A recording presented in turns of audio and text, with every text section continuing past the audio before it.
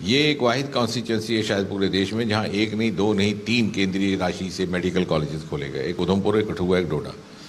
इसके अतिरिक्त जो प्रधानमंत्री जी ने G20 में भी जिक्र किया था, G20 के बाद जो अधिवेशन हुआ कि दुनिया का सबसे ऊंचा रेल का पुल, वो भी इसी कॉन्स्टिट्यूंसी में, रियासी जिला में।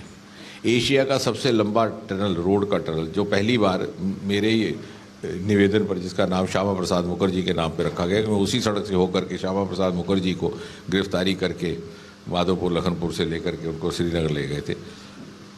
वो 9 किलोमीटर लंबा, वो सबसे लंबा टनल वही है।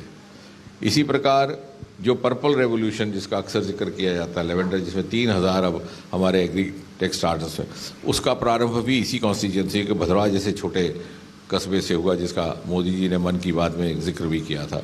तो एक नई क्रांति, बैंगनी क्रांति जिसे कहा जाता है। और जहाँ तक सैचुरेशन का ताल्लुक है, पिछले 3-4 वर्षों से या तो देश भर के जितने भी ज़िले हैं 750, उसमें से उधमपुर का ज़िला जो हमारा नोडल डिस्ट्रिक्ट है वो अव्वल नंबर पर रहा है PMGSY रोड में, अगर अव्वल नहीं तो पहले 3 में। सैचुरेशन पॉइंट्स में आप पूछ रहे हैं तो हमारी जितनी किसानों की योजनाएं हैं वो हमने 100% अचीव कर ली, चाहे वो सॉयल हेल्थ कार्ड है, चाहे वो किसान क्रेडिट कार्ड है, चाहे वो प्रधानमंत्री किसान निधि है, चाहे वो जनमान निधि है जो 6000 वाला। आयुष्मान भारत में हमारे यहाँ 98% तक लागू हो चुका है।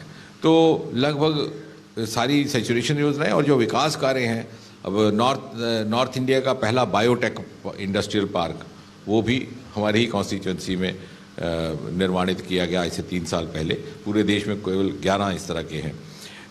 इसरो जिसकी अभी आप बात करें, उसका टीचिंग सेंटर पहला नॉर्थ इंडिया का सेंट्रल यूनिवर्सिटी भी जम्मू में रखा गया, एक नॉर्थ ईस्ट में गया अगरतला, एक वहाँ।